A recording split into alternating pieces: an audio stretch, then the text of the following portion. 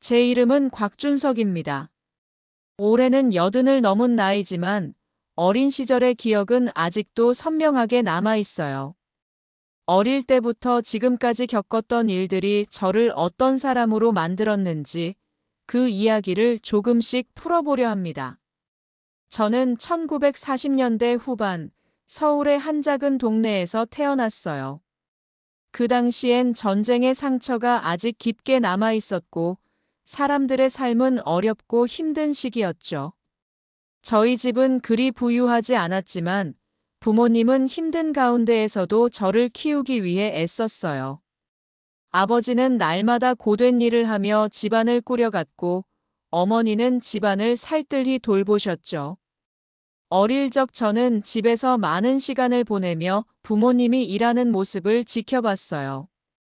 아버지는 매일 아침 일찍 출근하시고 저녁 늦게 집에 돌아오셨습니다.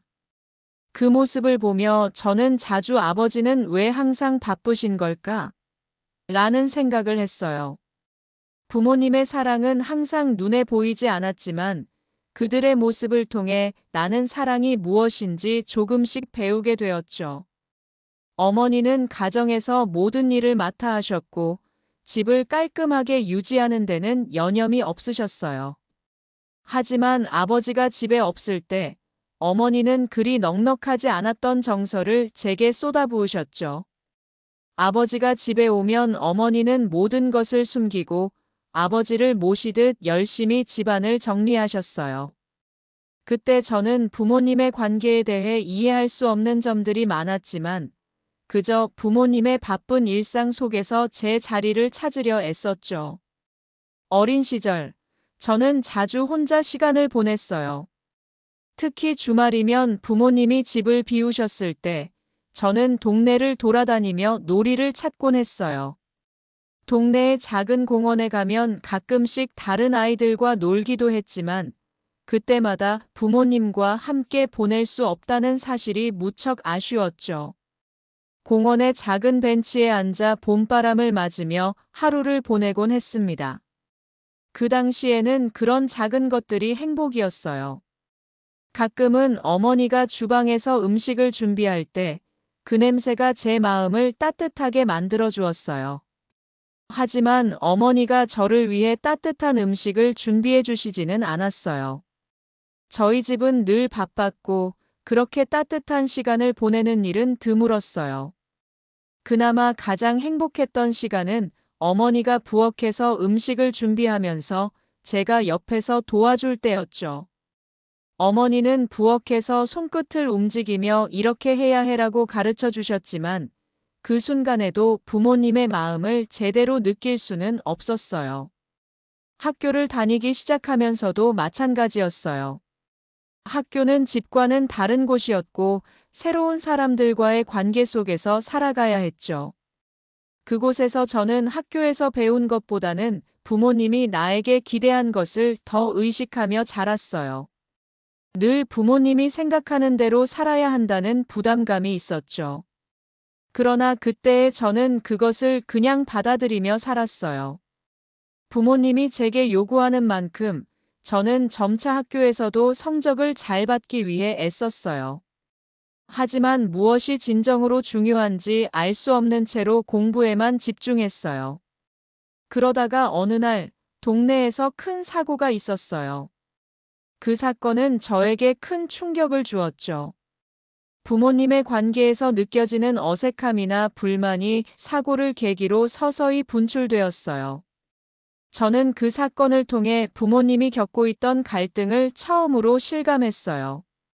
그 후로 저는 부모님에게 조금 더 많은 관심을 기울이게 되었고 그들의 관계를 이해하려고 했어요. 그럼에도 불구하고 제 어린 시절의 중심은 늘 저 자신이었어요.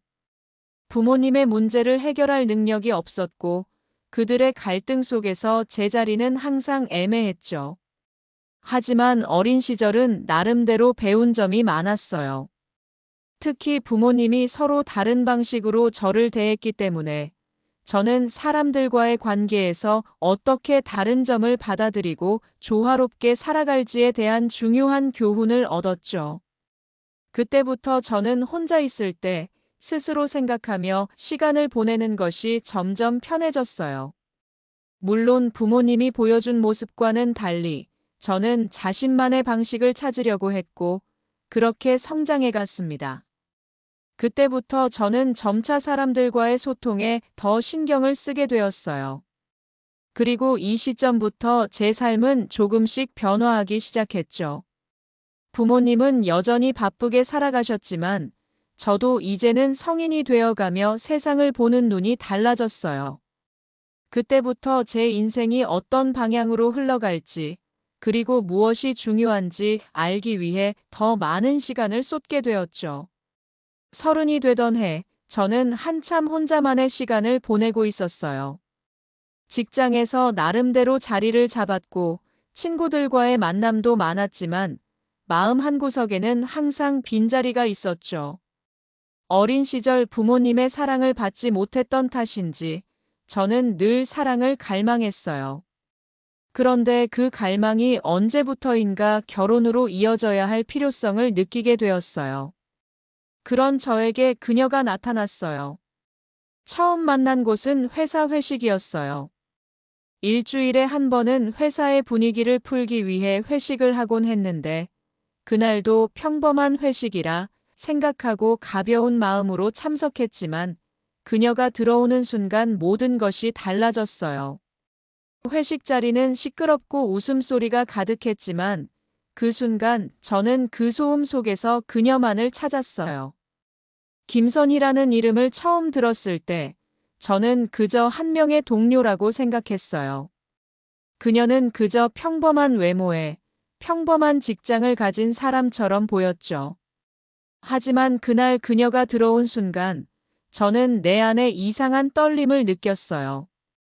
작은 키에 흐트러지지 않은 머리카락, 그리고 눈에 띄게 밝은 미소.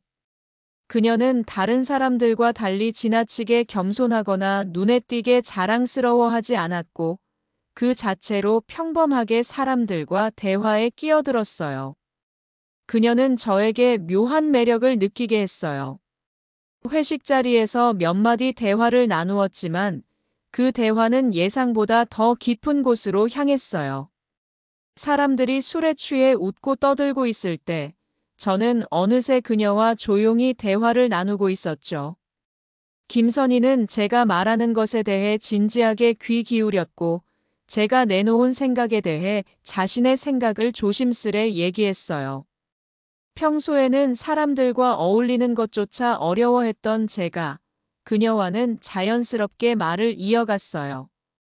어려운 일이 많으시죠? 그녀가 조용히 물었어요. 그 질문은 제게 다가오는 위로 같았어요. 사람들은 대개 저에게 말할 때 이렇게 구체적인 질문을 하지 않지만, 김선희는 전혀 다르게 물었어요. 그녀의 눈빛은 진지했고 따뜻했어요. 저는 속으로 이 사람이 제가 기다려온 사람일지도 몰라요라고 느꼈어요. 회식이 끝날 즈음, 저는 그녀에게 다가가 말을 걸었어요. 저도 모르게 제 자신이 변한 듯한 기분이었어요. 그녀와의 대화가 끝난 후, 저는 곧바로 집에 가는 것이 아니라 그녀에게 다시 연락할 방법을 생각하며 서성거렸어요. 선희 씨, 다음에 한 번 차 한잔 할까요? 제가 조심스럽게 물었어요. 그녀는 잠시 생각하다가 미소 지으며 대답했어요. 좋아요. 그러면 그때 연락할게요. 그 짧은 대화가 제 마음을 두근거리게 만들었고, 그 이후로 저는 하루하루 그녀와의 만남을 기다리게 되었어요. 선희와 결혼한 지 2년이 채 지나지 않았을 때, 우리는 첫 아이를 가지게 되었어요. 그 소식은 우리에게 큰 기쁨이었고, 저는 하루하루가 마치 꿈만 같았어요. 결혼 당시만 해도 자식에 대해 큰 계획을 세운 적은 없었지만, 선희와의 결혼 생활이 점점 더 안정되면서 저희는 아기를 가지기로 결심했어요. 처음으로 들려온 아기의 첫 번째 심장 박동 소리는 아직도 제 귀에 선하게 들려요. 그 소리는 마치 새롭게 시작되는 삶의 한 장을 여는 듯한 느낌을 주었죠. 그 소식을 듣고부터 우리는 아기의 이름을 고민했어요. 성격과 취향에 맞는 이름을 고르기 위해 한참을 고민했지만 결국 우리는 김민준이라는 이름을 지었어요. 민준이라는 이름에는 밝고 고운 사람이라는 뜻이 담겨 있었어요. 그리고 그 이름처럼 우리 아기가 밝고 예쁜 아이로 자라길 바랐죠. 아기가 태어난 날, 저는 그 어떤 감정도 다 느꼈어요. 기쁨, 감동, 두려움, 사랑, 그리고 책임감까지. 선희는 어려운 분만에 아기를 낳았고 병원에서의 시간이 길었어요. 아기가 태어난 직후 선희의 얼굴을 보며 아이와 함께 있던 그 순간이 얼마나 소중했는지 느꼈어요. 그날 저녁 병원 밖은 차갑고 어두웠지만 제 마음은 그 어느 때보다 따뜻하고 빛났어요. 민준이가 제 품에 안겨 있을 때 저는 비로소 내가 부모가 되었다는 실감을 했어요. 그 후 민준이는 빠르게 성장했어요. 아기가 태어난 지 얼마 지나지 않아 밤마다 깨지 않는 일이 없었고 아침에는 우는 소리로 하루가 시작되었어요. 저는 그 모든 시간이 고마운 시간들이었지만 점점 지쳐가기도 했어요. 선희는 그런 제게 늘 웃으면서 힘을 내라고 격려해 주었어요. 그녀의 격려 덕분에 힘든 시간도 버틸 수 있었어요. 민준이가 걸음을 뗄 때 저는 기쁨의 눈물을 흘렸어요. 그 작은 발이 처음으로 바닥을 딛고 한 발짝 한 발짝 내딛는 모습을 보며 그는 벌써 제가 생각했던 것보다 더 많은 것을 배우고 자라나고 있다는 생각이 들었어요. 그렇게 민준이는 하나씩 하나씩 성장해 갔어요. 아이가 자라면서 저는 아빠로서 처음으로 겪는 일들이 많았어요.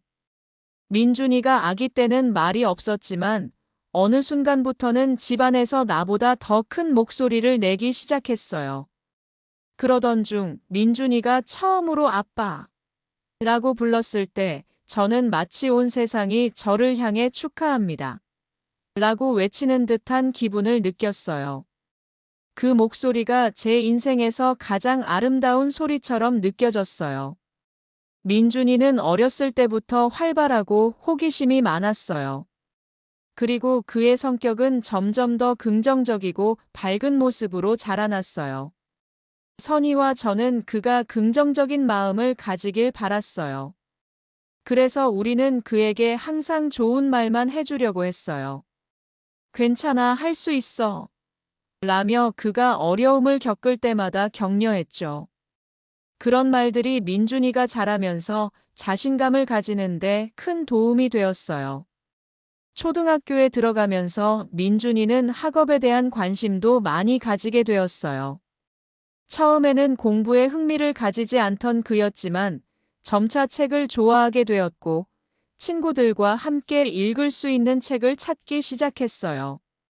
그때부터 민준이의 성적은 점차 오르기 시작했어요. 저는 그때 비로소 아버지로서의 자부심을 느꼈어요. 그가 잘 자라고 있다는 사실이 얼마나 기쁜지 모를 정도였죠. 민준이는 늘 선희와 저에게 감사의 마음을 전했어요. 처음에는 아빠와 엄마가 힘들게 돌봐주었던 그 시절이 기억이 나지 않겠지만 그는 분명히 자신이 자라온 과정을 알고 감사할 것이라고 믿었어요. 그런 모습을 볼 때마다 저는 정말 그가 자랑스러웠어요. 민준이가 초등학교를 졸업하고 중학교에 진학했을 때 저는 그가 점점 더 독립적인 아이로 성장해가고 있다는 사실을 실감할 수 있었어요. 초등학교 때만 해도 제게 의지하는 부분이 많았던 민준이는 중학교에 들어가면서 성격이 많이 달라졌어요. 이제는 친구들과 어울리는 걸 더 좋아하고 스스로 공부할 수 있는 능력도 생겼죠. 저는 그때부터 조금씩 아버지로서의 역할을 생각하게 되었어요. 중학교에 입학한 민준이는 학업에 있어서도 눈에 띄게 발전했어요. 초등학교 때는 별로 흥미를 느끼지 않았던 수학과 과학 같은 과목에도 관심을 갖기 시작했어요. 그 전까지는 공부를 하기 위해서 제가 옆에서 도와주곤 했지만 중학교에 들어간 후부터는 아빠, 오늘은 나 혼자 할 수 있어요. 라며 자랑스럽게 말하던 민준이를 보며 저는 그가 점점 더 자립적인 사람이 되어가고 있다는 걸 느꼈어요. 그런데 그 시기 민준이는 또 하나의 중요한 변화를 겪었어요. 친구들 사이에서 점점 더 많은 시간을 보내게 된 거죠. 학교에서 돌아오면 바로 친구들과 놀러 가는 게 일상이 되었고, 저는 그런 그를 보며 조금은 외로움을 느꼈어요. 그래도 그것이 성장의 과정이라는 걸 알았기 때문에 혼자만의 시간을 갖는 민준이를 존중할 수밖에 없었어요. 물론 가끔씩은 그와 함께 시간을 보내고 싶었지만 저는 그가 점차 어른이 되어가고 있다는 것을 인정해야 했죠. 민준이는 학교에서 성격이 밝고 친화력이 좋았어요. 친구들 사이에서도 인기가 많았고 그 덕분에 자주 친구들이 집으로 놀러 왔어요. 처음에는 민준이의 친구들을 집에 초대하는 것에 조금은 걱정도 되었어요. 그들의 장난기가 가끔 과해지면 어쩌나 걱정되었죠. 하지만 민준이가 친구들과 함께 웃으며 지내는 모습을 보면서 저는 그가 사람들과 잘 어울리고 있다는 사실에 기쁨을 느꼈어요. 중학교 2학년이 되었을 때 민준이는 처음으로 학급 대표 선거에 나갔어요. 그 전까지는 다른 사람들의 뒤에서 조용히 있던 그였지만 어느 날 자신감 있게 손을 들고 저는 학급 대표로 선출되고 싶습니다. 라고 말하는 모습이 정말 멋졌어요. 그 모습을 본 저는 처음에는 놀랐지만 동시에 그가 한 걸음 더 성장했다는 생각에 흐뭇했어요. 민준이는 선거에서 당선되지 않았지만 그 경험을 통해 많은 것을 배웠어요. 실패를 두려워하지 않고 도전하는 법을 알게 되었고 그 경험은 그에게 큰 자산이 되었죠. 고등학교에 진학한 민준이는 더 이상 그저 밝고 명랑한 학생에 그치지 않았어요. 그는 자신만의 목표를 세우고 그 목표를 이루기 위해 노력하는 모습이 돋보였어요. 공부에도 큰 열정을 가지게 되었고 그 덕분에 성적도 점차 올라갔어요. 민준이가 목표를 설정하고 그것을 이루기 위해 노력하는 모습은 저에게 큰 감동을 주었어요. 저는 그가 자랑스러운 아들이었고 그의 노력하는 모습을 지켜보는 것이 너무 행복했어요. 그 시기 민준이는 스포츠에도 관심을 가지기 시작했어요. 학교에서 주최하는 다양한 스포츠 대회에 참가하며 자신의 체력을 키우고 친구들과의 관계를 더욱 돈독히 했죠. 그 중에서도 민준이는 축구를 좋아했어요.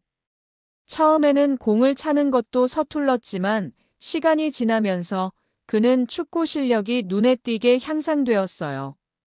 주말마다 친구들과 축구를 하며 민준이는 스포츠의 즐거움과 함께 사람들과 협력하는 방법을 배웠어요. 하지만 고등학교 생활은 만만하지 않았어요. 민준이는 대학 진학을 위한 압박을 느끼기 시작했어요. 친구들 중 일부는 이미 원하는 대학을 목표로 열심히 준비하는 모습을 보였고, 민준이도 자연스럽게 그들처럼 공부에 집중하게 되었어요. 그 시점에서 저는 민준이가 잠시 방황할 수도 있겠다고 생각했어요. 그렇지만 그는 언제나 자신감을 잃지 않고 아빠, 걱정 마세요. 제가 잘할 수 있어요. 라고 말했어요. 고등학교 마지막 학년이 되었을 때 민준이는 어느 대학에 진학할지에 대한 고민이 깊어졌어요. 그때의 민준이는 대학을 선택하는 것만큼이나 중요한 자신의 삶에 대해 진지하게 고민하고 있었어요. 대학 입시가 다가오면서 그는 스스로 더 많은 시간을 공부에 투자하기 시작했고, 저는 그가 정말 열심히 노력하고 있다는 사실에 자랑스러움을 느꼈어요. 민준이가 대학교를 졸업한 뒤, 저는 점차 그가 한 사람의 독립된 어른으로 자리를 잡아가고 있다는 느낌을 받았어요. 그동안 고등학교와 대학교 시절을 지나면서 그가 얼마나 많이 성장했는지, 어느새 부모의 눈높이를 넘어설 만큼 멀리 가버린 것 같았어요. 그 중에서 가장 큰 변화는 민준이가 연애를 시작했다는 소식이었어요. 처음에는 그 소식을 들었을 때 놀랍기도 하고 동시에 아버지로서 조금은 자랑스러워지기도 했어요. 어느 날 민준이가 집에 와서 아빠, 엄마, 저 여자친구가 있어요. 라는 말을 했을 때 저는 그저 웃음이 나왔어요. 그래, 잘 됐구나. 라고 대답했지만 마음속에서는 그 말이 쉽게 와닿지 않았어요. 처음으로 민준이가 자신이 좋아하는 사람을 소개할 때 부모로서 마음속에 가득 찬 걱정과 기대가 교차했어요. 그는 어쩌면 이제 가족이라는 작은 울타리에서 벗어나 다른 사람과 새로운 관계를 만들어가는 것이었으니까요. 그의 여자친구는 이름이 김지은이라는 여자였어요. 민준이가 소개할 때 그녀는 항상 차분하고 온화한 미소를 지닌 사람이었어요. 그녀의 첫 인상은 무척 부드럽고 따뜻했어요. 첫 만남에서 민준이가 자신감 있게 그녀를 소개하는 모습을 보며 저는 그동안 민준이가 얼마나 많이 변했는지 새삼 느꼈어요. 그리고 김지은은 그 후에도 여러 번 집에 와서 함께 식사를 했어요. 그녀는 저희 집에서 점차 자주 보게 되었고, 저는 그녀의 성격과 태도에 점점 더 익숙해지게 되었어요. 지은은 매우 배려심이 깊은 사람 같았어요. 민준이와 함께 있을 때도 그가 하고 싶은 말을 쉽게 할 수 있도록 도와주었고, 저와 선희에게도 항상 예의를 갖추며 대했어요. 선희는 그녀의 따뜻한 마음씨에 매우 기뻐했어요. 그동안 민준이가 만난 사람 중에서 이렇게 마음이 따뜻하고 사람을 배려하는 사람이 있었나 싶을 정도였죠. 선희는 이 사람이라면 민준이와 잘 맞을 것 같아요. 라며 지은을 좋아하게 되었어요. 그 말에 저 역시 그녀를 마음속으로 조금씩 인정하게 되었죠. 민준이와 김지은이 사귀기 시작한 지 몇 달이 지나자 어느 날 민준이가 다시 저희에게 중요한 이야기를 꺼냈어요. 그는 엄마, 아빠, 지은이랑 결혼할 생각이에요. 라고 말했어요. 그 순간 저는 심장이 두근거리는 느낌을 받았어요. 민준이가 결혼을 생각한다니 그만큼 책임감을 가지게 된 거라고 생각했죠. 하지만 마음 한구석에는 그가 과연 준비가 되었을까 하는 걱정도 있었어요. 결혼이라는 것은 단순한 감정적인 결정만으로는 이루어지는 일이 아니었으니까요.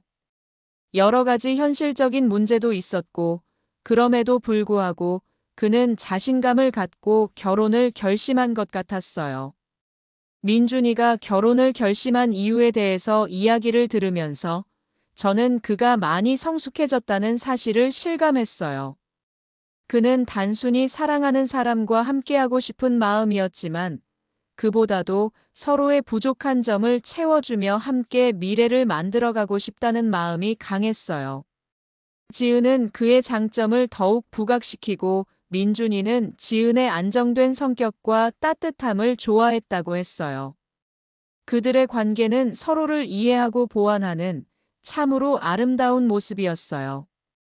결혼 준비가 시작되면서 저는 처음으로 부모로서의 역할을 다시 한번 생각하게 되었어요. 결혼이라는 중요한 전환점을 맞이하는 아들 곁에서 무엇을 해줘야 할지 고민했어요. 우리는 결혼식 준비를 하면서 점차 그들의 선택을 존중하는 방향으로 나갔어요. 민준이와 지은이 결혼식을 어떻게 진행할지, 어느 장소에서 할지, 초대할 사람들은 누구일지에 대한 결정은 전부 그들 스스로 내렸어요. 그 과정에서 저는 너무 많은 것을 간섭하고 싶지 않았어요. 그들에게 자율성을 주고 대신 필요한 부분에서는 도움을 주는 것이 옳다고 생각했죠. 하지만 결혼식 준비가 진전될수록 한 가지 큰 문제를 마주하게 되었어요. 바로 지은의 부모님과의 만남이었어요. 민준이와 지은은 결혼을 준비하면서 양가 부모님의 만남을 피할 수 없었어요. 지은의 부모님은 처음에는 저희 집과의 만남에 대해 약간의 긴장감을 느끼셨던 것 같아요. 특히 지은의 아버님은 처음엔 다소 차가운 인상을 주셨고, 저는 그와의 대화를 어떻게 풀어나갈지 고민이 되었습니다. 하지만 시간이 지나면서 그는 저희가 진지하게 민준이를 생각하고 있다는 걸 알게 되었고, 어느 순간부터 그와의 관계도 점차 좋아졌어요. 결혼식 준비가 어느 정도 마무리되고 드디어 결혼식 날이 다가왔어요.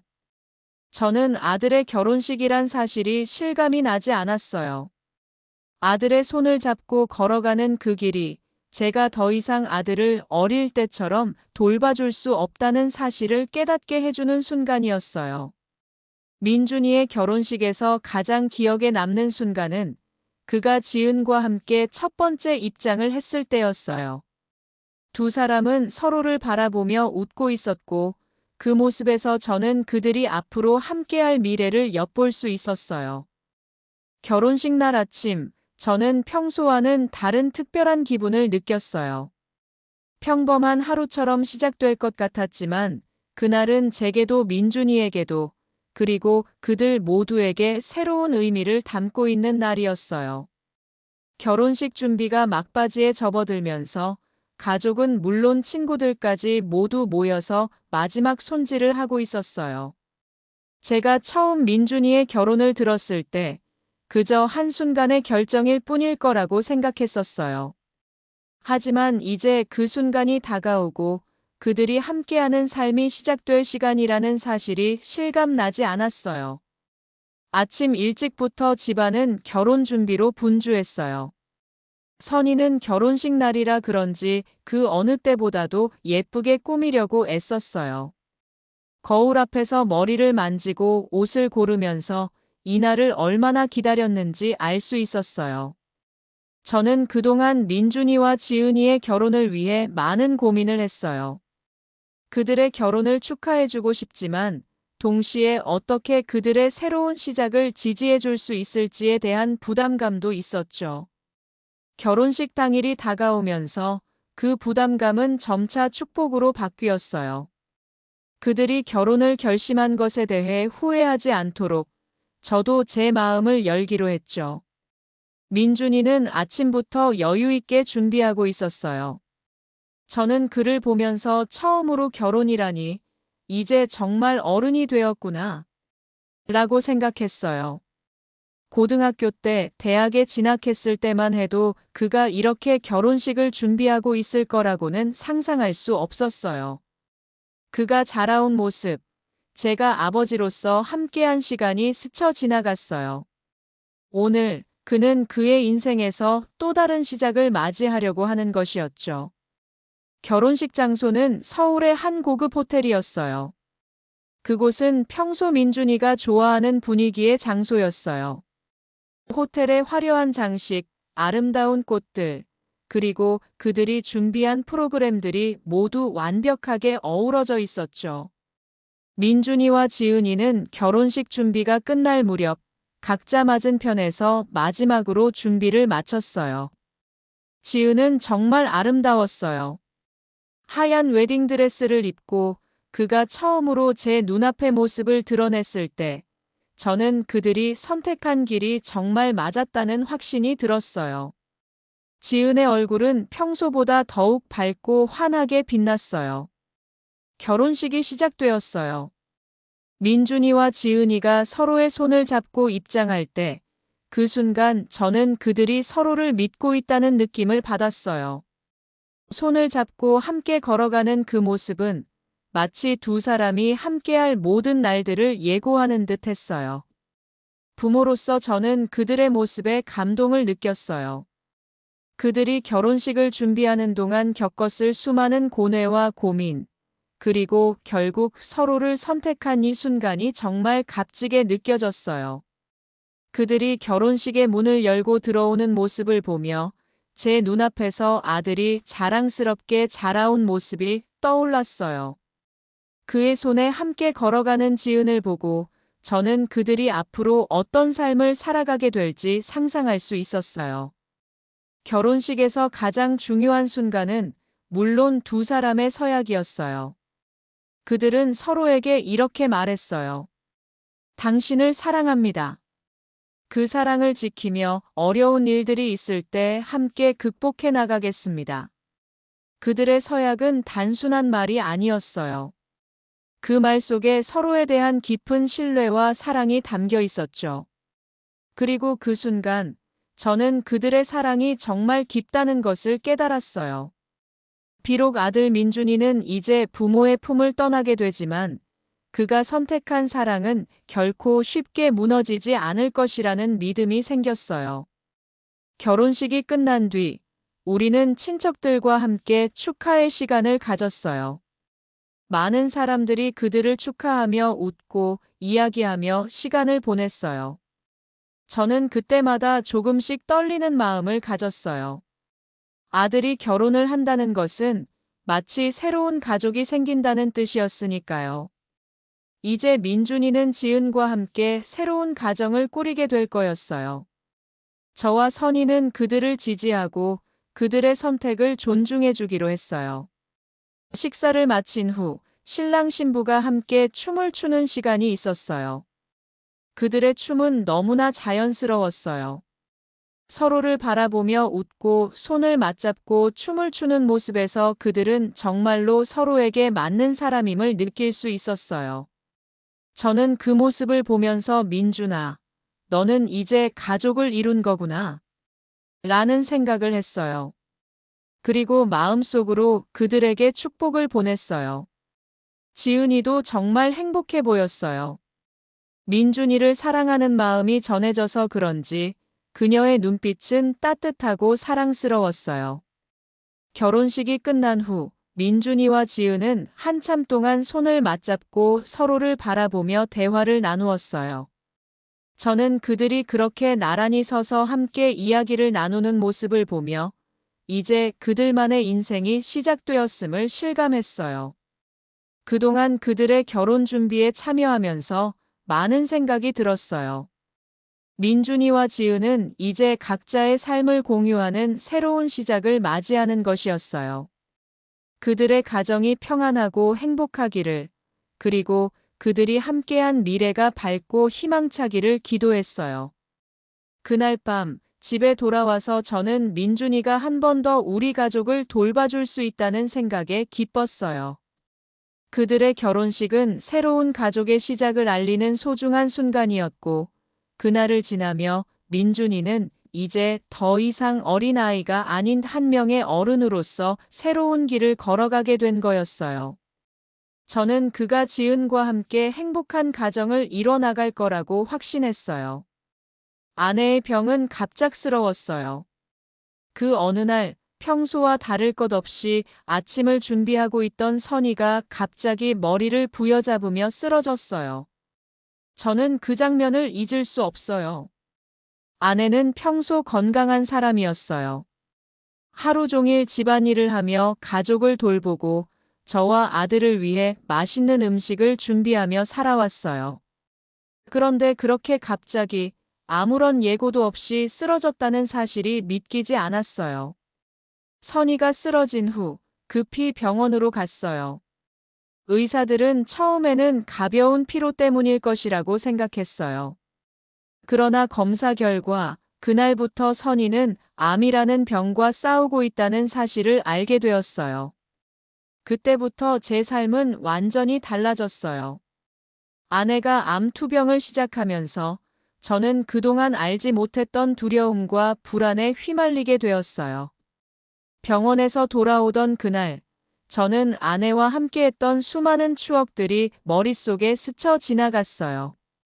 평소 아무렇지 않게 지나쳤던 일들이 그리워지기 시작했어요. 왜 이제야 이런 일이 생겼을까? 라는 질문이 저를 괴롭혔죠.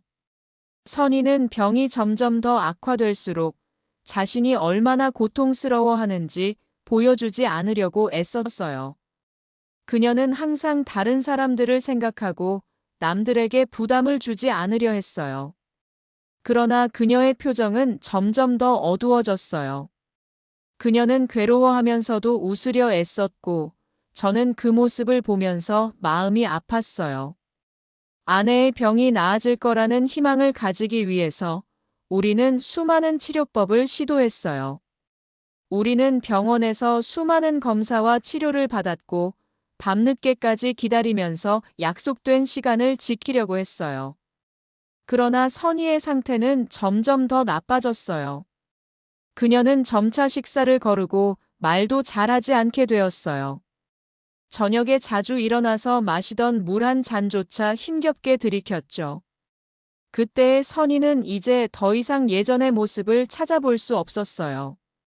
가장 힘든 건 선희가 점차 병의 고통을 더 이상 견디지 못하고 있다는 사실을 알게 되었을 때였어요. 저는 아내를 위해 무언가를 해주고 싶었어요. 하지만 그 무엇도 그녀의 아픈 몸을 구할 수 없다는 사실이 저를 더욱 무력하게 만들었어요. 아내가 자신에게 일어난 일들을 받아들이지 못하는 모습은 정말 가슴 아팠어요. 그녀는 눈물을 흘리면서도 자신이 죽는다는 생각을 하며 저에게 위로를 해주었어요. 당신은 너무 좋은 사람인데 내가 이렇게 아프게 해서 미안해요라는 말을 들었을 때 저는 더 이상 말을 할 수 없었어요. 오히려 그 말이 저를 더욱 절망에 빠뜨렸죠. 내가 얼마나 그녀에게 좋은 사람이었는지, 내가 그녀를 얼마나 사랑했는지, 그런 말을 할 상황이 아니라는 것을 알았어요. 병원에서의 마지막 날, 선희는 더 이상 말도 잘하지 않았어요. 눈에 띄게 기운이 빠졌고 하루 종일 눈을 감고 있던 모습이 기억에 남아요. 그날 저는 아내의 손을 꼭 잡고 있었어요. 그녀는 점점 더 숨이 가빠지고 마지막까지 저를 붙잡고 있었죠. 저는 그 손을 놓지 않으려고 했어요. 아내는 저에게 마지막으로 이렇게 말했어요. 잘 살아. 내가 없더라도 잘 살아가야 해. 그 말은 저에게 너무나 큰 충격을 주었어요. 아내는 정말로 가고 싶어 하는 걸까? 아니면 나에게 힘을 주기 위해 그런 말을 했을까? 그때 저는 그녀의 마지막 말이 무엇을 의미하는지 이해하려 애썼어요. 그날 선희는 조용히 세상을 떠났어요. 그녀의 얼굴에는 더 이상 고통이 없었어요. 그 모습이 오히려 안도감을 주었어요. 그녀의 고통이 끝났다는 생각이 들었죠. 그러나 그 안도감은 얼마 가지 않았어요. 그녀가 떠난 후 집안은 너무나 조용해졌어요. 그동안 그녀의 존재가 얼마나 큰지 깨닫게 되었죠. 매일 아침 그녀의 목소리로 집이 울려 퍼지던 시간이 이제는 사라졌어요. 식탁에 앉아 있는 아내의 자리가 비어 있다는 사실이 너무나 낯설었어요. 아내가 세상을 떠난 후 저에게 찾아온 것은 공허함 뿐이었어요. 선희와 함께했던 수많은 시간들이 하나둘씩 떠올랐어요. 그녀와 나눈 대화, 함께한 여행, 서로를 돌보며 보낸 시간이 점점 더 그리워졌어요. 선희의 빈자리를 어떻게 채워야 할지 몰랐어요. 저와 아들 민준이에게 선희는 단순한 아내, 어머니 그 이상의 존재였어요. 그녀는 가족을 지탱하는 중심이었고 그 존재의 중요성을 이제서야 깊이 실감하게 되었어요. 선희가 떠난 후 저와 민준이는 서로를 위로하며 살아갔어요. 그러나 그리움과 슬픔은 시간이 지나도 쉽게 사라지지 않았어요. 우리는 서로 말을 많이 하지 않으면서도 아내가 남긴 기억들을 되새기며 살아갔어요. 저는 매일 밤 선희의 사진을 바라보며 기도했어요. 그 기도 속에는 아내가 편히 쉴 수 있기를, 그녀의 고통이 끝났기를 바라는 마음이 담겨 있었어요. 그동안 나에게 너무나 많은 사랑을 주었기에 이제는 그 사랑을 되돌려줄 수 없다는 사실이 더 아팠어요. 선희가 세상을 떠난 후 집안의 분위기는 많이 달라졌어요. 아내가 없어진 공허함을 안고 살아가는 것은 상상보다 더 어려운 일이었어요. 그때부터 집안의 기운은 점차 무겁고 침울해졌죠. 민준이도 처음에는 아버지에게 더 가까이 다가와 위로하려 했어요. 그러나 시간이 지나면서 그 역시 점점 자신의 삶에 집중하기 시작했어요. 결국 아들과의 대화는 짧아졌고 그와 나는 서로 얼굴을 마주하는 시간보다 혼자 있는 시간이 더 많아졌어요. 그런데 그때 며느리 수연이의 변화가 조금씩 눈에 띄기 시작했어요. 수연은 내가 생각했던 것보다 훨씬 더 큰 충격을 주었어요. 그녀는 처음에는 아내의 장례식 때는 눈물을 흘리며 나를 위로했어요. 그러나 그 후로는 모든 일이 그녀에게 불편하게 느껴졌는지 점차 예전처럼 나에게 관심을 가지지 않게 되었어요. 내가 뭘 물어보면 그냥 괜찮아요. 라고 대답하며 말을 아끼곤 했죠. 처음엔 내가 지나치게 신경을 쓴다고 생각했어요. 그러나 시간이 지나면서 그녀가 무언가 마음속에 품고 있는 게 있다는 것을 느낄 수 있었어요. 그것은 바로 우리 집에 대한 그녀의 태도였어요. 민준이가 회사에서 일 때문에 자주 집을 비우기 시작하자 수연은 점점 내게 의무적으로 대하는 듯한 모습만 보여주었어요. 일찍이 나는 며느리가 나에게 잘해주는 것에 대한 기대를 하지 않았지만 그녀의 태도는 이상했어요. 나는 더 이상 그녀가 나를 따뜻하게 대하지 않는 이유를 알 수 없었어요. 어느 날 수연이 집에 방문했을 때 일이 터졌어요. 그녀는 내가 식사를 준비하는 동안 내가 뭘 먹고 있는지 보고 나서 갑자기 내게 다가와서 이렇게 말했어요. 아버님, 건강을 생각해서 좀 더 가벼운 음식을 드셔야 하지 않으세요? 그게 건강에 더 좋을 거예요. 처음에는 그녀가 나를 걱정하는 마음에서 그런 말을 했다고 생각했어요. 그러나 그때 그녀의 표정은 무언가 불편한 기색이 느껴졌어요. 나는 그 말을 단순히 아버지의 건강을 걱정하는 며느리의 충고로 받아들였어요. 하지만 그 이후로 그녀는 자주 내게 건강에 대해 이야기하기 시작했어요. 내가 예전처럼 먹고 싶은 음식을 먹고 싶을 때마다 그녀는 아버님, 이건 좋지 않아요.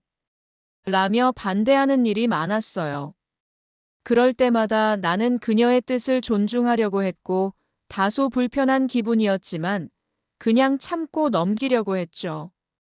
그런데 며칠 후 수연의 태도가 더욱 이상해졌어요. 그녀는 내 식탁에 앉아 있는 시간이 점점 더 적어졌고 집안일을 도와주려고 하지 않았어요.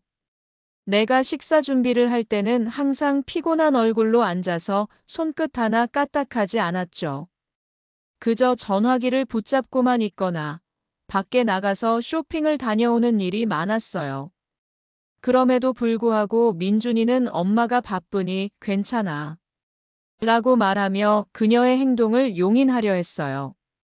그러나 나는 점차 수연의 태도가 불편하게 느껴졌어요. 그 일이 결정적으로 드러난 것은 한 여름날의 일이었어요. 그날은 정말 더운 날이었고 나는 집에서 혼자 책을 읽고 있던 중이었어요. 그때 수연이 아무 말 없이 집으로 들어왔어요. 나는 그날도 그녀가 바쁘다는 걸 알았기에 집에 돌아온 그녀를 보고 반가운 마음에 인사를 했어요. 그러나 그녀는 반응 없이 내가 말을 끝마치기도 전에 씁쓸한 표정을 지으며 나가버렸어요. 그 후 며칠간 수연과의 대화는 끊어졌어요. 내가 집에서 일상을 보내고 있을 때 그녀는 여전히 무뚝뚝하고 대화하려는 의지도 보이지 않았죠. 나도 그녀의 변화를 알아차리게 되었어요. 이상하리만큼 그녀는 이제 가족을 돌보는 일에서 점점 멀어져 갔어요. 그녀는 단지 민준의 아내로서 집에서의 존재감을 확실히 하려는 태도를 보였어요. 어느 날 나는 그때까지 누누이 느껴온 불편함을 그녀에게 직접 물어보았어요. 수연아, 최근 들어 내가 나에게 너무 차가운 것 같아. 뭔가 문제가 있니? 라고 물었죠. 그녀는 잠시 말을 멈추더니 나를 바라보며 이렇게 말했어요. 아버님, 그게 뭐냐면, 사실 저는 이 집이 제 것이 아닌 것 같아요.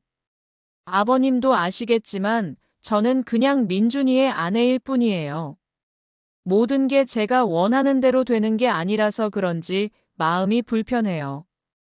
제가 여기서 편히 있을 수 있을까요? 그 말을 듣고 나서는 나도 충격을 받았어요. 그녀가 나를 의도적으로 멀리했다는 사실을 깨닫고 나니 마음이 복잡해졌어요. 내가 그녀에게 해준 일이 무엇이었을까? 왜 이런 일이 일어난 걸까? 나도 나름대로 그녀에게 친절을 베풀고 그녀가 편안히 지낼 수 있도록 도와줬다고 생각했어요. 그런데 그녀는 그렇게 느끼지 못했다는 게 씁쓸했어요. 수연과의 갈등은 그렇게 시작되었어요. 나는 처음에는 그녀가 나와의 갈등을 해결할 마음이 없다는 사실에 실망을 느꼈어요. 그리고 그것은 점차 우리 사이의 관계를 더 냉담하게 만들었어요. 사실 그 갈등은 단지 나와 수연 사이의 문제가 아니었어요. 그 갈등은 집안 전체를 휘어잡을 수 있는 씨앗이 되었어요. 내가 생각했던 것보다 더 깊은 갈등이 숨어 있었고, 그 갈등이 어느새 폭발 직전까지 갔어요. 그날은 무더운 여름의 한가운데였어요.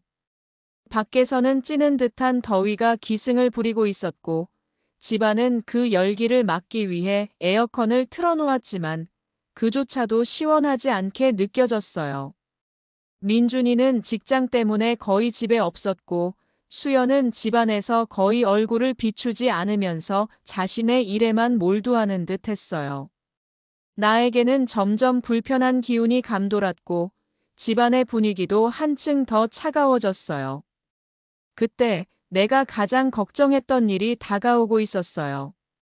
그날도 나는 평소처럼 혼자 책을 읽으며 시간을 보내고 있었어요. 조금씩 허리가 아프고 다리도 붓기 시작했지만 그 정도는 나이가 들면서 다들 겪는 일이라 생각했어요. 그러나 그날 민준이가 집에 돌아오자마자 갑자기 중요한 이야기를 꺼냈어요. 아버지, 요양원에 가는 게 어떨까요? 그 말이 나에게 얼마나 큰 충격을 줬는지 그 순간 시간이 멈춘 것처럼 느껴졌어요. 나는 민준이의 말을 제대로 듣지 못한 채 잠시 그를 바라보았어요.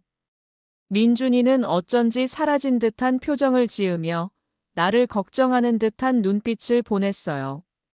그때 나는 그가 무슨 말을 하는지 전혀 이해하지 못했어요.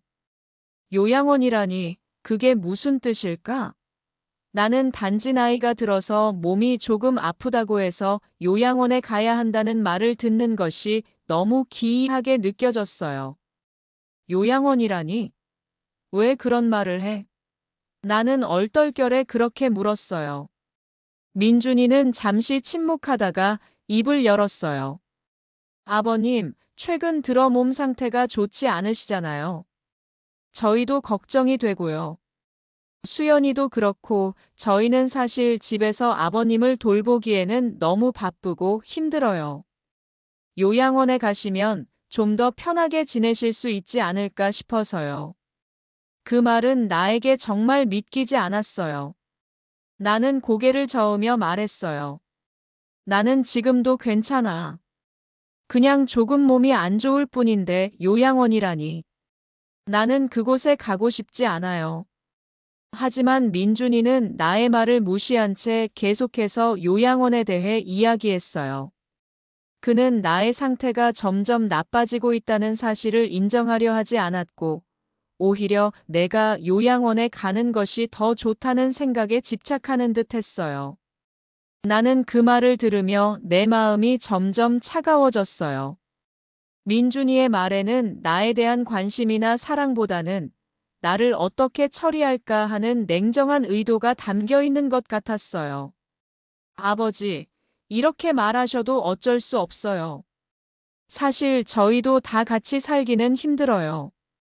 집도 좁고 수연이도 많이 힘들어해요. 그런 상태에서 아버님을 모시기엔 너무 어려운 일이에요. 요양원에 가시면 정말 편하게 지내실 수 있을 거예요. 건강관리도 더 잘 받을 수 있고 저희도 마음 편히 일을 할 수 있어요. 민준이의 말을 들으면서 나는 속으로 갈라지는 심정이었어요. 처음에는 민준이의 말을 이해하려 했지만 점점 그가 진정으로 나를 생각하고 있지 않다는 사실이 뼈아프게 느껴졌어요. 그가 말하는 요양원은 사실 내가 이미 들었었던 몇몇 소문들처럼 결국 나를 버리는 것에 불과한 장소처럼 들렸어요. 내가 진심으로 필요한 것은 요양원이 아니라 내 가족들의 진정한 관심과 사랑이었는데 그들은 이제 그런 것에는 관심을 가지지 않는 듯 보였어요. 그날 나는 끝까지 민준이의 제안을 거부했어요. 나는 집에 계속 살며 내 몸이 조금 힘들더라도 내 자녀들이나 며느리가 도와주는 것이 더 낫다고 생각했어요. 그러나 민준이는 내 의사를 전혀 존중하지 않았어요. 그는 아예 요양원으로 가는 절차를 시작하기로 결심했어요. 나는 그것을 받아들일 수 없었어요. 그러나 민준이는 결국 나의 반대에도 불구하고 요양원에 연락을 취했고 몇 주 후 나는 결국 그곳으로 가야 한다는 현실을 직면하게 되었어요. 그 순간 내 마음속에서는 너무 많은 감정이 엉켜 있었어요.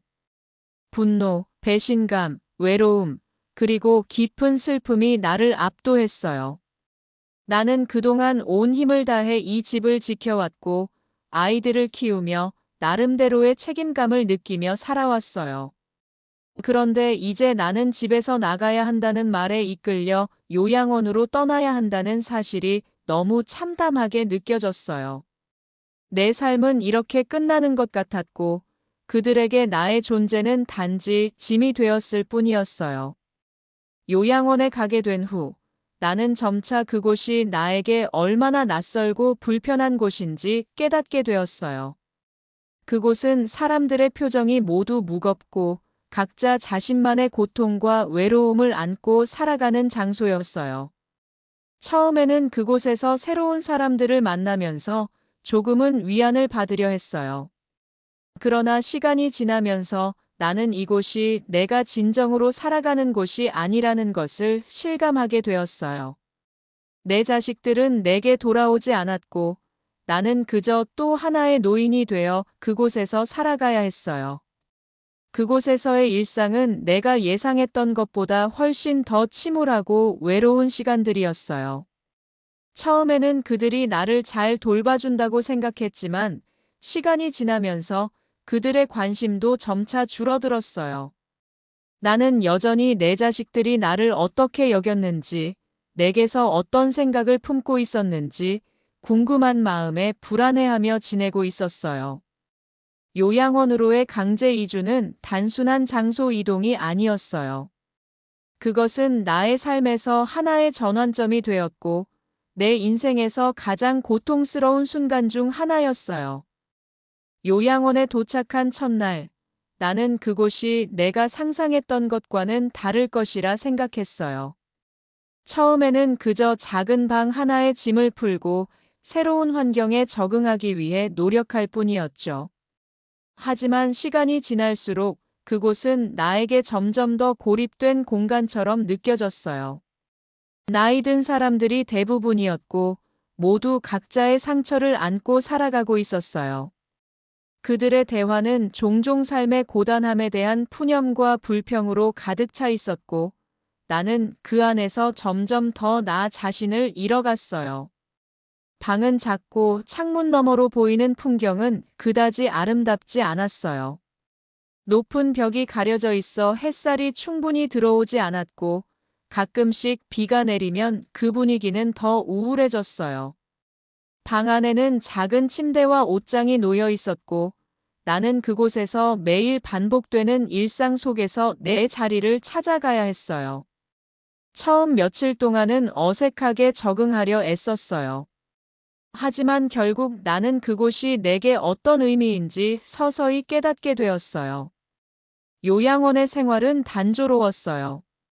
아침에 일어나면 간호사들이 체크를 하러 오고 점심과 저녁은 정해진 시간에 식사가 제공됐어요.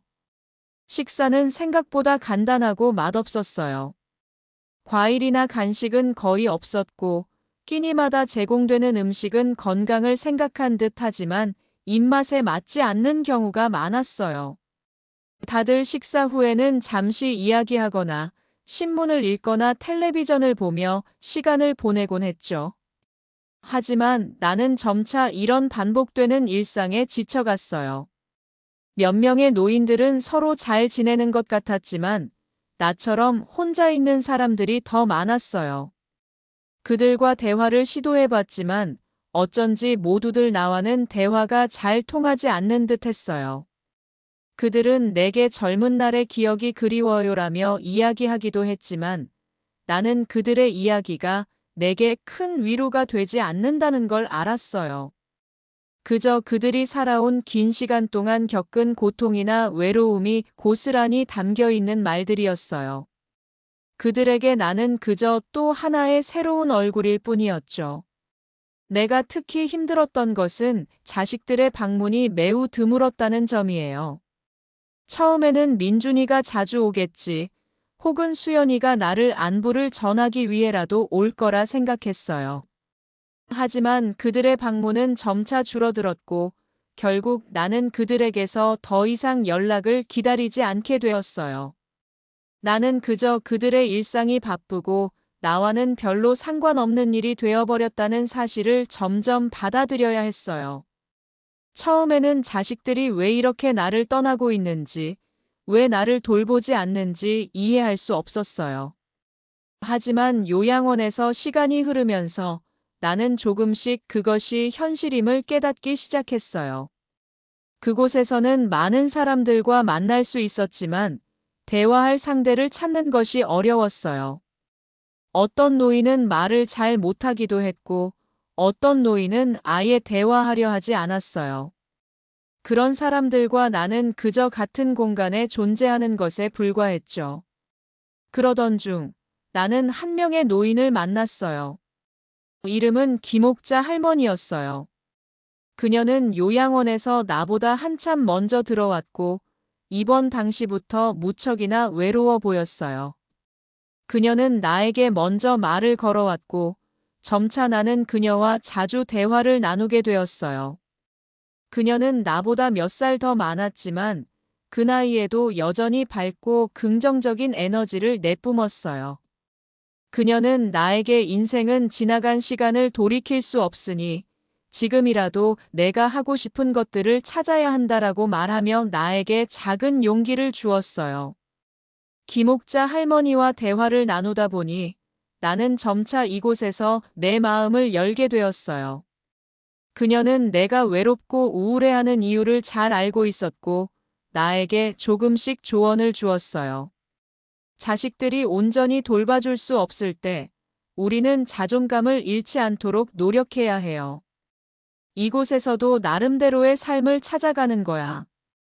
그녀의 말은 단순히 조언 이상의 의미로 다가왔어요. 그녀는 그 말을 통해 나에게 살아갈 이유를 주었어요.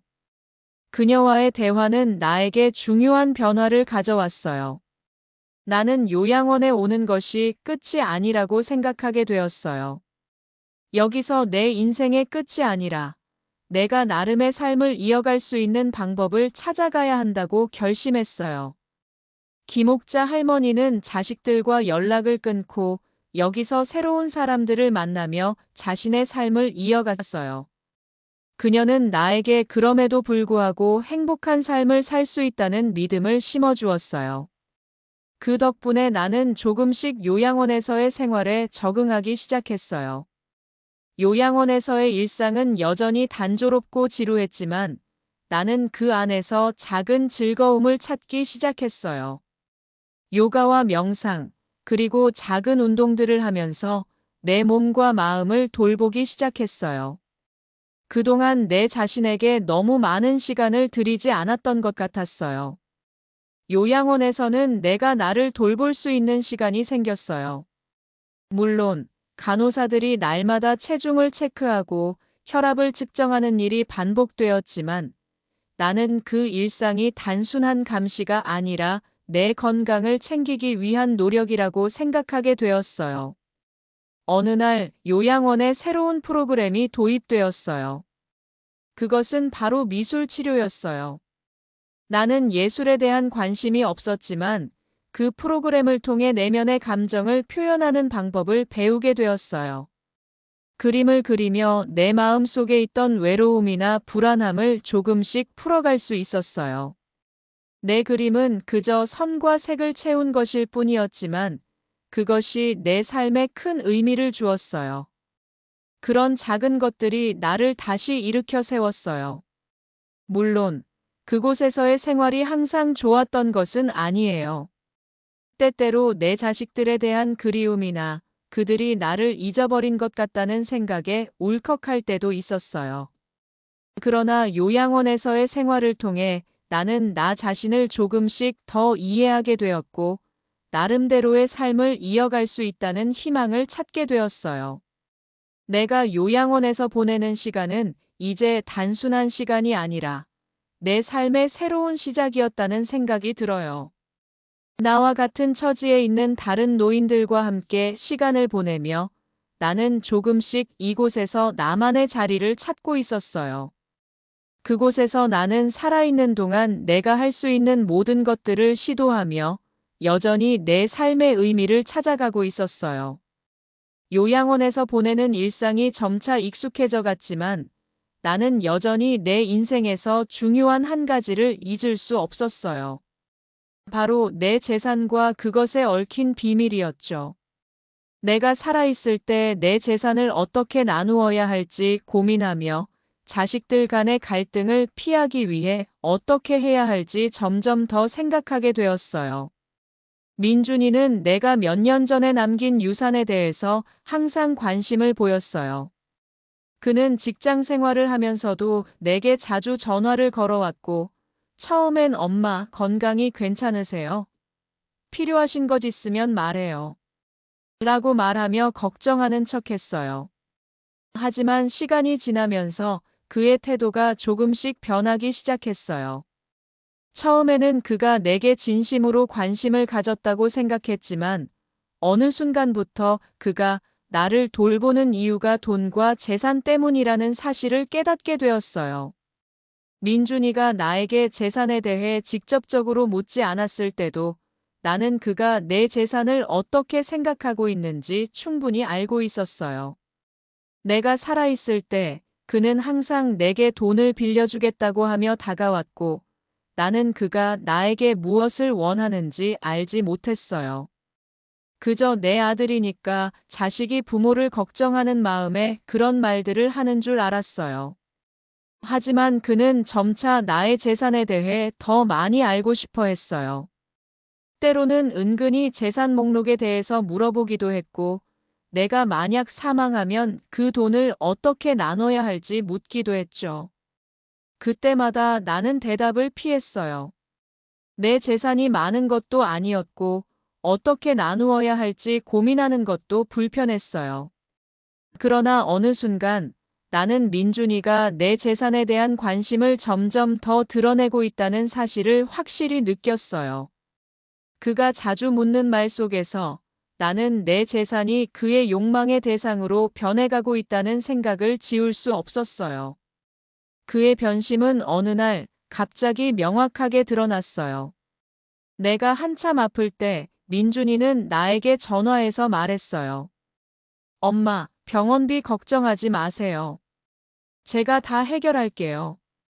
그런데 엄마, 이젠 재산 문제도 생각하셔야 할 때 아니에요? 혹시 저희가 더 잘 살 수 있는 방법이 있을지 생각해 보세요. 제가 도와줄게요. 그 순간 나는 내 몸이 떨리는 것을 느꼈어요. 처음에는 그의 말에 감동을 받으려 했지만 마음속 깊은 곳에서 그 말이 불편하게 느껴졌어요. 병원비를 걱정하는 척하면서도 결국 재산을 얘기하는 그가 너무나도 낯설게 느껴졌어요. 나는 그의 태도에 실망감을 느꼈고 그 순간부터 그의 변심을 더욱 확실히 느낄 수 있었어요. 몇 주 후, 나는 민준이와의 대화를 피하려 했지만 그는 계속해서 나를 찾아왔어요. 어느 날 그는 내 방에 들어오더니 갑자기 이렇게 말했어요. 엄마, 그동안 재산에 대해 얘기한 적이 없었잖아요. 그런데 이제는 그 부분도 정리해야 할 것 같아요. 저는 엄마가 얼마나 고생하셨는지 잘 알지만 이제는 그만두시고 조금 편하게 사셨으면 좋겠어요. 재산이 있을 때 빨리 정리하는 게 좋을 것 같아요. 내가 당황스러워하자 그는 더 이상 말을 아끼지 않았어요. 엄마, 결국 우리가 이걸 다 정리해야 할 거잖아요. 저희가 어떻게 나누고 어떻게 할지 상의해야 하지 않겠어요? 그의 말은 그저 물어보는 것이 아니라 마치 이미 내 재산이 그가 다 가질 것처럼 강하게 밀어붙였어요. 그 순간 나는 충격을 받았어요. 내가 그동안 민준이를 잘못 알고 있었다는 생각이 들었어요. 그는 내게 진심으로 걱정하는 아들이 아니라 나의 재산을 차지하려는 욕망에 빠져 있었어요. 나를 걱정하는 척 하면서도 결국 내 유산을 자신이 차지하려고만 했던 거였죠. 그는 내게 더 이상 부모로서의 책임감이나 애정을 보이지 않았고 대신 내 재산을 정리하고 싶다는 말을 반복하며 압박을 가했어요. 그 후로 민준이는 점차 나와의 연락을 줄였어요. 그는 마치 내가 더 이상 유용하지 않다는 듯이 나의 존재 자체를 무시하기 시작했어요. 나는 그의 변화에 깊은 실망감을 느꼈어요. 나를 떠난 아들에게 다시 돌아가라고 할 수는 없었지만 그럼에도 나는 그의 변심을 받아들이지 않으려 했어요. 나는 결국 민준이가 내 재산을 독차지하려 한다는 사실을 명확히 알게 되었고 그 사실을 깨달은 나는 그에게서 거리를 두기 시작했어요. 그의 변심은 그때부터 점점 더 심해졌어요. 재산에 대한 욕망은 너무나도 강하게 변해갔고 나는 더 이상 그와의 관계에서 무엇을 기대할 수 없다는 것을 알게 되었어요. 그의 행동을 보면 이제는 나를 유산을 정리하는 수단으로만 보는 것 같았어요. 나는 그런 그와의 관계를 지속할 수 없다는 결론을 내렸고 결국 내 재산을 어떻게 나눌 것인가에 대한 고민을 시작했어요. 나는 내 재산을 어떻게 나누어야 할지에 대해 깊이 고민했어요. 그동안 민준이에게 속았다고 느꼈지만 그의 변심을 보며 나는 내가 어떻게 해야 할지에 대한 결정을 내렸어요. 내 재산을 그에게 모두 넘기지 않기로 결심했어요. 나는 그의 변심을 용서할 수 없었고 그 대신 내 모든 재산을 다른 사람에게 주기로 마음먹었어요. 결국 내 재산은 민준이에게는 돌아가지 않게 되었어요. 그리고 나는 남은 삶을 그를 떠나 고요히 보낼 결심을 하게 되었어요. 저는 지난 몇 년 동안 자신이 처한 상황에서 점점 더 깊은 분노를 느꼈어요. 아내가 세상을 떠난 뒤 저는 고통을 참으며 살아왔어요. 하지만 그 고통을 참을 수 있었던 이유는 무엇보다 아들 민준과의 관계가 있었기 때문이에요. 저는 아들을 사랑했고 아들 역시 저를 존경하고 필요로 한다고 믿었어요. 그러나 민준의 변심은 시간이 지나면서 그 믿음을 완전히 무너뜨렸어요. 결국 저는 자신이 더 이상 민준에게 의지할 수 없다는 사실을 깨달았어요. 그리고 그 깨달음은 곧 복수와 의절의 길로 저를 이끌었어요. 제가 가장 큰 배신감을 느낀 순간은 바로 민준이의 태도가 완전히 달라진 때였어요. 민준은 처음에는 제 병을 걱정하는 척했지만 시간이 지나면서 그의 태도는 점차 변했어요. 처음엔 의심스러웠던 그 태도는 이제 확실한 사실로 다가왔어요. 아들은 자신의 유산을 차지하려는 의도로 저를 이용하려 했고 그것이 제가 마음을 무너뜨린 첫 번째 사건이었어요. 저는 결국 아들 민준의 마음속에 있는 욕망을 정확히 읽어내었어요. 민준은 그동안 저에게 늘 겉으로는 충성스러움을 보였지만 결국 그가 원한 것은 재산이었어요. 그가 제게 재산을 나누자는 말을 했을 때 저는 이미 민준의 속내를 알고 있었어요. 그리고 그 순간부터 저는 아들과의 관계를 완전히 단절할 결심을 하게 되었어요. 저는 처음에는 아들에게 직접적으로 복수를 결심하지 않았지만 점점 시간이 흐르면서 저는 그럴 수밖에 없다는 생각을 하게 되었어요. 복수는 제 마음속에서 점차 구체화되었고 그 계획은 하나씩 실현되기 시작했어요. 저는 가장 먼저 제 유산에 대해 민준에게 아무런 힌트를 주지 않기로 결심했어요. 이제 저는 민준이 제 재산을 차지하지 못하게 하기 위해 어떤 방법이라도 쓸 준비가 되어 있었어요. 당신이 그렇게 나를 대할 거라면 내가 어떻게 할지 알게 될 거예요. 저는 자신에게 속마음을 드러낸 순간부터 아들 민준에게 그 어떤 것도 나누지 않기로 결심했어요. 저는 비록 과거의 아들에게 그리운 마음이 있었지만 이제는 그 어떤 감정도 그에게 남아있지 않았어요. 이제 제게 남은 것은 복수뿐이었어요. 저는 아들에게 제 유산을 남기지 않기로 결정하면서 그 대신 모든 재산을 사회에 기부하거나 다른 방식으로 나누기로 했어요. 그때 제 내린 결심은 제가 생전에 어떻게 살았는지, 그리고 아들에게 어떤 배신을 당했는지에 대한 강한 반응이었어요.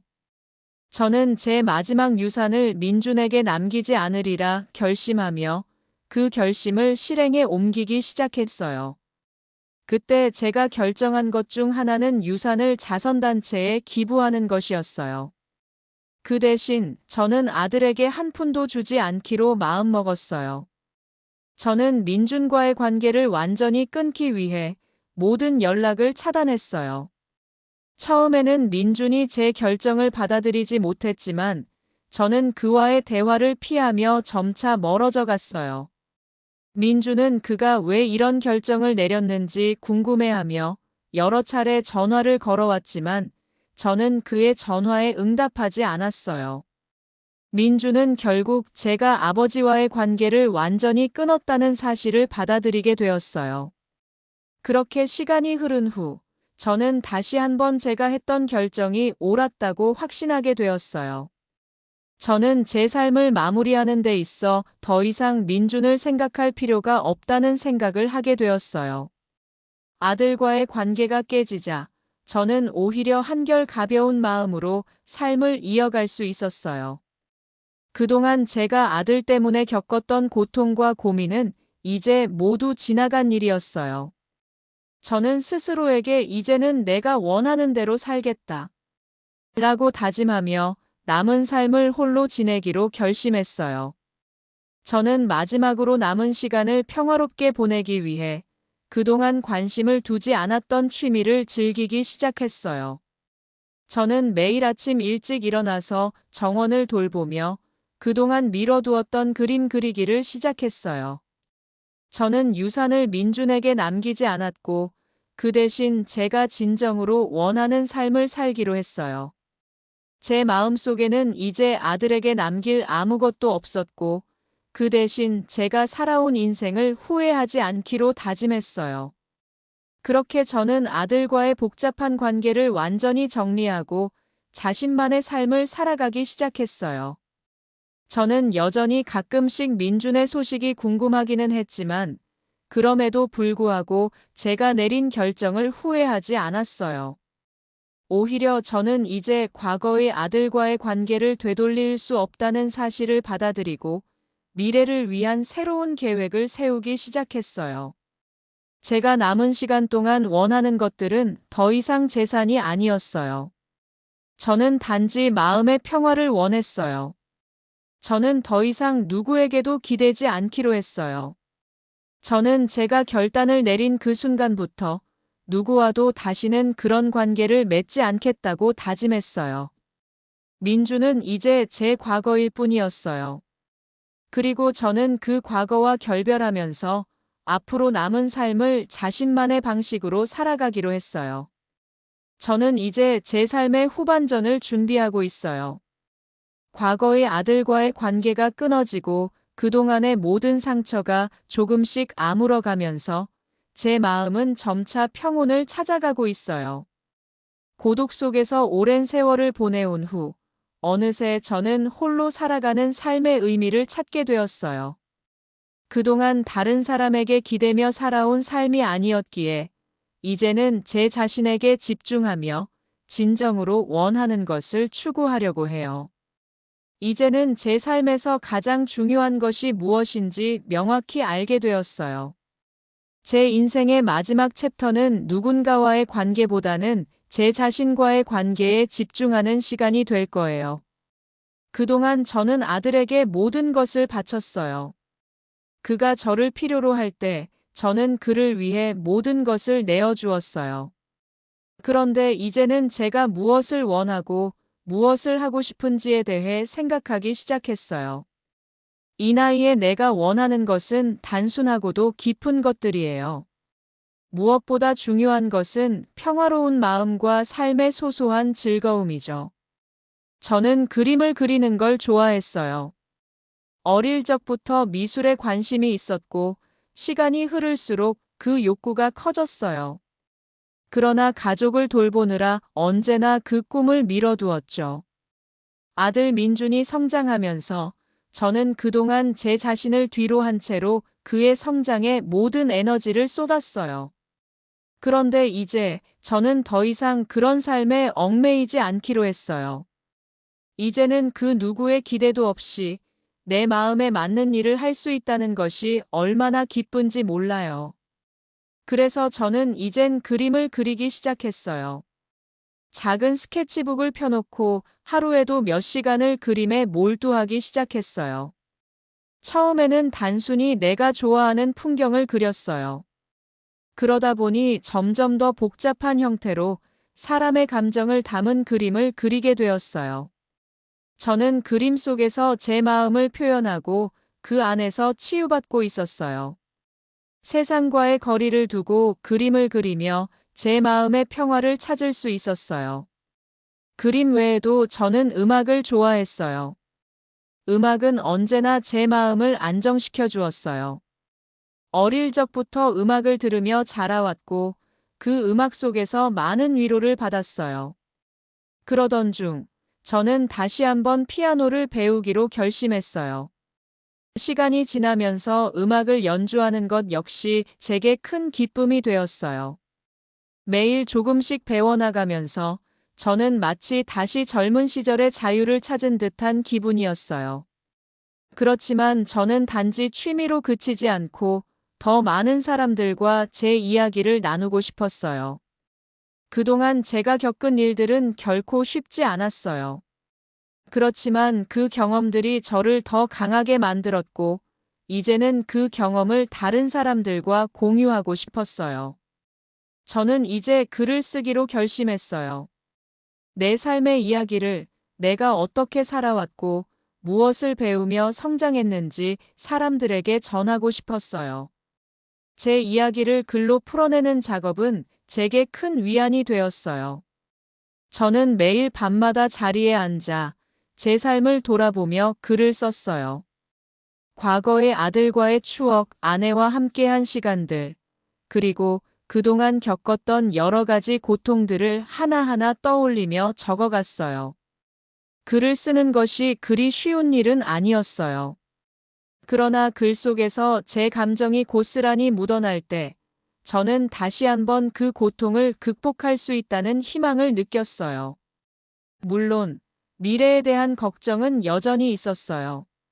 나이가 들어가며 몸이 예전처럼 건강하지 않다는 사실도 알게 되었죠. 하지만 그런 걱정을 하지 않기로 했어요. 저는 이제 제 삶에서 중요한 것이 무엇인지 알게 되었고 그것에 집중하려고 했어요. 저는 더 이상 나이 듦에 대해 두려워하지 않기로 결심했어요. 오히려 이제 나이가 들면서 더 많은 것을 이해하고 더 많이 느낄 수 있다는 생각이 들었어요. 또한 저는 이제 사람들과 더 많은 시간을 보내기로 했어요. 그동안 홀로 보내온 시간이 많았지만 이젠 제 주변에 있는 사람들에게 마음을 열고 그들과 함께 시간을 보내고 싶었어요. 친구들과의 만남, 그리고 가끔씩 동네 사람들과 소소한 대화를 나누며 지내는 것. 그것이 제게 큰 위로가 되었어요. 저는 예전처럼 외롭지 않아요. 혼자 있는 시간이 많지만 그 고요함 속에서 더 많은 생각을 하게 되고 그것이 저에게 큰 선물이 되었어요. 미래에 대해 걱정할 필요 없다는 생각이 들었어요. 제가 할 수 있는 것은 그저 오늘을 살아가는 것 뿐이니까요. 내일이 오면 그날에 맞는 방법으로 살아가면 되는 거예요. 그렇게 생각하니까 미래가 두렵지 않았어요. 저는 지금의 삶에 감사하며 앞으로 다가올 모든 순간들을 기대하고 있어요. 그리고 마지막으로 제가 꿈꾸는 것은 단순한 일이에요. 저는 더 많은 그림을 그리며 더 많은 글을 쓸 거예요. 그리고 그 과정에서 만날 사람들과 소통하며 더 많은 사랑을 나누고 싶어요. 제가 받은 사랑을 이제는 다른 사람들에게 전할 수 있기를 바라요. 내 삶을 통해 누군가에게 작은 위로가 될 수 있다면 그것이 가장 큰 기쁨일 거예요. 저는 이제 과거의 아들과의 갈등을 뒤로하고 제 자신을 위해 살아가기로 했어요. 제 마음속에 남은 것은 이제는 오직 자기 자신을 사랑하는 법이에요. 그리고 그 사랑을 다른 이들과 나누는 것이 제게 남은 소망이에요. 제게 주어진 시간이 얼마일지 모르지만 그 시간 동안 저는 제 삶을 가치 있게 살기로 결심했어요. 미래에 대한 걱정은 모두 내려놓고 지금 이 순간 제가 하고 싶은 일을 하며 살아갈 거예요. 그 어떤 것이든 제 마음속에서 나오는 대로 살아가겠어요. 그리고 그 길을 걸어가면서 진정으로 행복을 찾을 수 있기를 바래요.